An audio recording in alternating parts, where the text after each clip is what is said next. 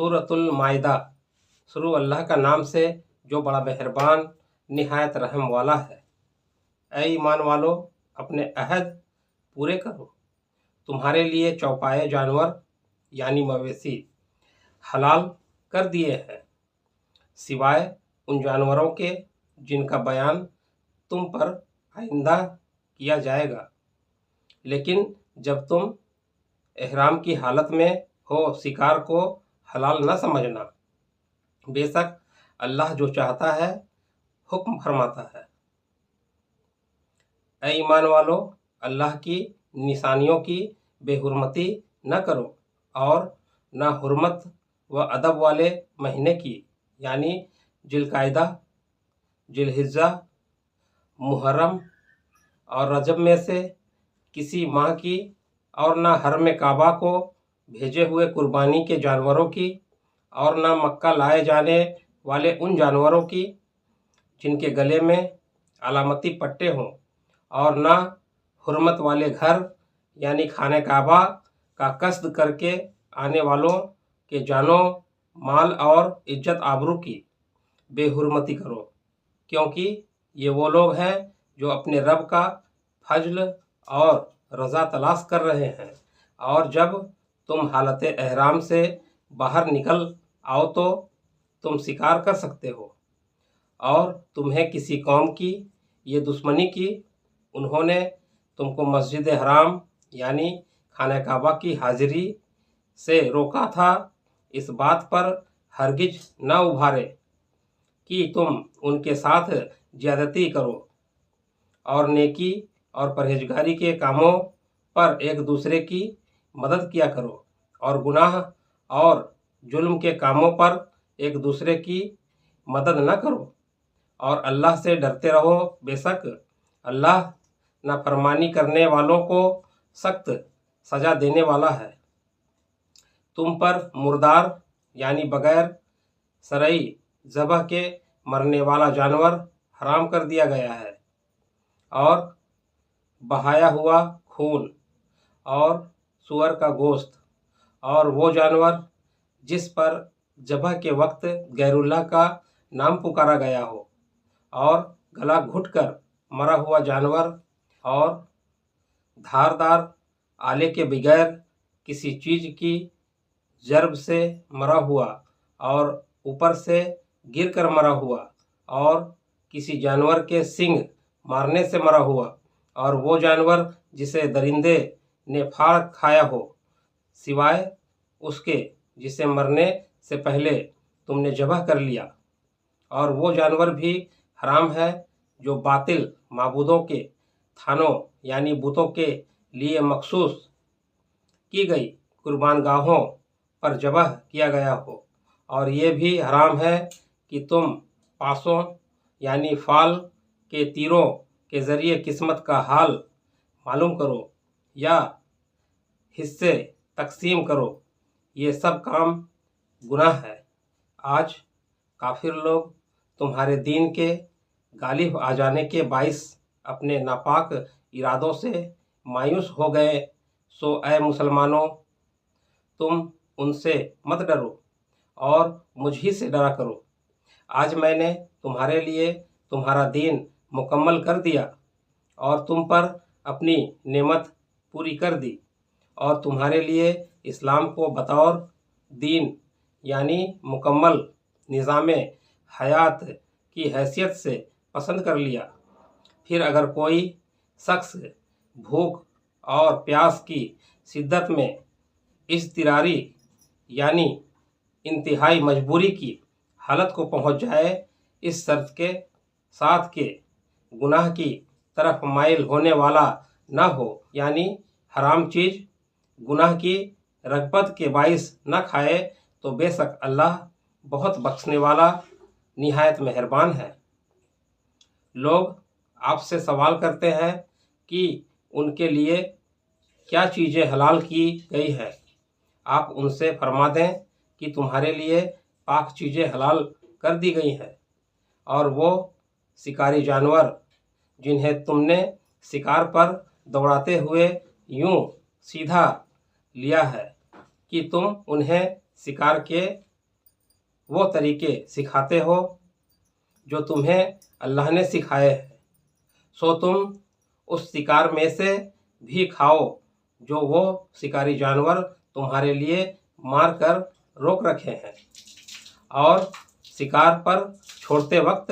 اس شکاری جانور پر اللہ کا نام لیا کرو اور اللہ سے ڈرتے رہو، بے شک اللہ حساب میں جلدی فرمانے والا ہے۔ آج تمہارے لیے پاکیزہ چیزیں حلال کر دی گئی، اور ان لوگوں کا ذبیحہ بھی جنہیں الہامی کتاب دی گئی تمہارے لیے حلال ہے، اور تمہارا ذبیحہ ان کے لیے حلال ہے۔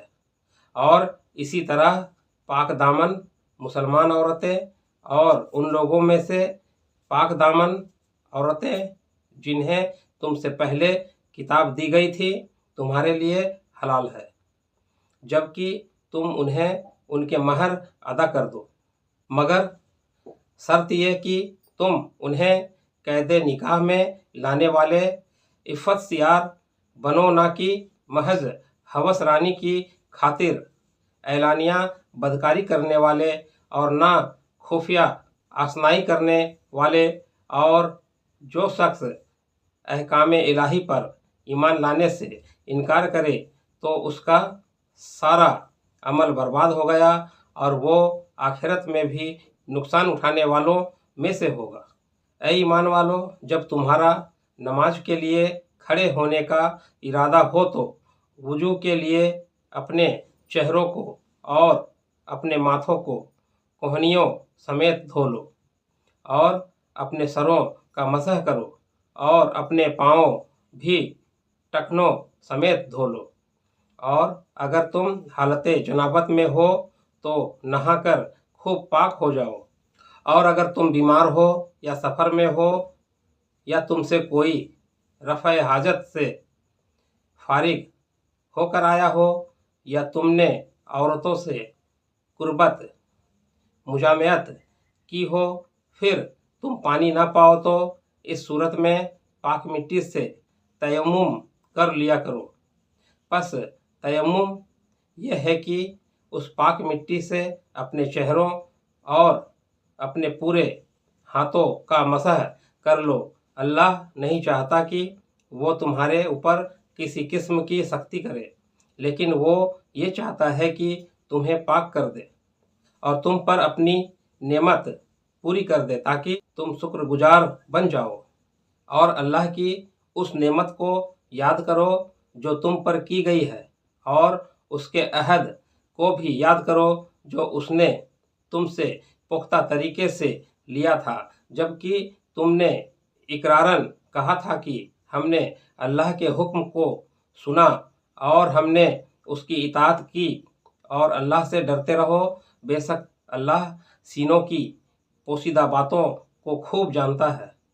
اے ایمان والو، اللہ کے لیے مضبوطی سے قائم رہتے ہوئے انصاف پر مبنی گواہی دینے والے ہو جاؤ،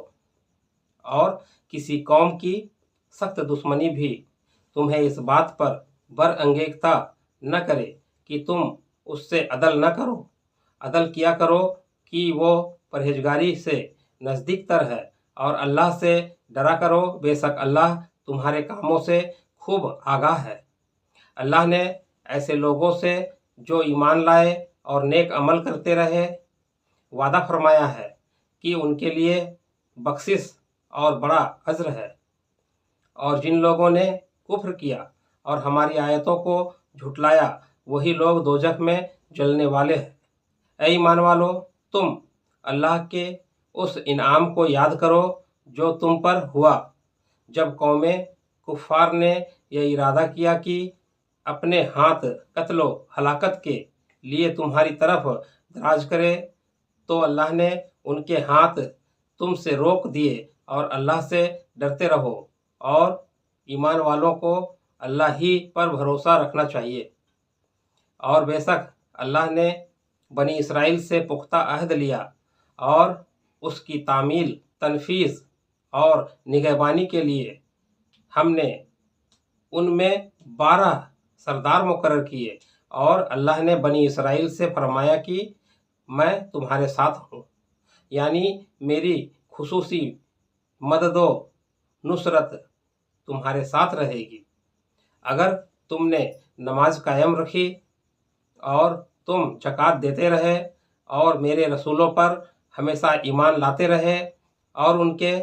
پیغمبران مشن کی مدد کرتے رہے اور اللہ کو اس کے دین کی حمایت و نصرت میں مال خرچ کر کے قرض حسن دیتے رہے، تو میں تم سے تمہارے گناہوں کو ضرور مٹا دوں گا اور تمہیں یقیناً ایسی جنتوں میں داخل کر دوں گا جن کے نیچے نہریں بہہ رہی ہیں۔ پھر اس کے بعد تم میں سے جس نے بھی کفر یعنی عہد سے انحراف کیا تو بے شک وہی سیدھی راہ سے بھٹک گیا۔ پھر ان کی اپنی عہد شکنی کی وجہ سے ہم نے ان پر لعنت کی،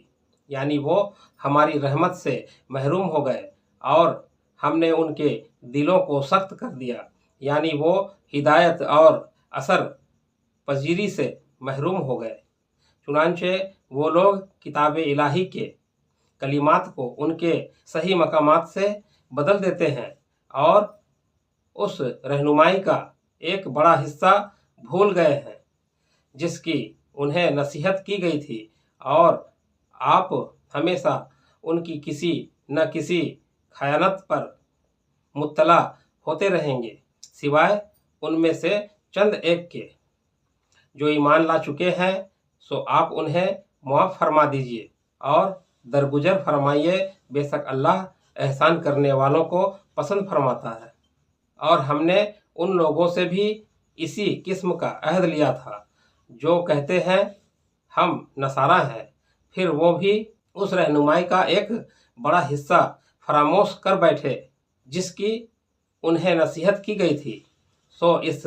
بد عہدی کے باعث ہم نے ان کے درمیان دشمنی اور کینہ روز قیامت تک ڈال دیے، اور عنقریب اللہ انہیں ان اعمال کی حقیقت سے آگاہ فرما دے گا جو وہ کرتے رہتے تھے۔ اے اہل کتاب، بے شک تمہارے پاس ہمارے یہ رسول صلی اللہ علیہ وسلم تشریف لائے ہیں جو تمہارے لیے بہت سی ایسی باتیں واضح طور پر ظاہر فرماتے ہیں جو تم کتاب میں سے چھپائے رکھتے تھے، اور تمہاری بہت سی باتوں سے درگزر بھی فرماتے ہیں۔ بے شک تمہارے پاس اللہ کی طرف سے ایک نور یعنی حضرت محمد صلی اللہ علیہ وسلم آ گیا ہے، اور ایک روشن کتاب یعنی قرآن مجید۔ اللہ اس کے ذریعے ان لوگوں کو جو اس کی رضا کے پیرو ہیں سلامتی کی راہوں کی ہدایت فرماتا ہے، اور انہیں اپنے حکم سے کفر و جہالت کی تاریکیوں سے نکال کر ایمان و ہدایت کی روشنی کی طرف لے جاتا ہے، اور انہیں سیدھی راہ کی سمت ہدایت فرماتا ہے۔ بے شک ان لوگوں نے کفر کیا جو کہتے ہیں کہ یقیناً اللہ مسیح ابن مریم ہی تو ہے۔ آپ فرما دیں، پھر کون ایسا شخص ہے جو اللہ کی مشیت میں سے کسی شے کا مالک ہو؟ اگر وہ اس بات کا ارادہ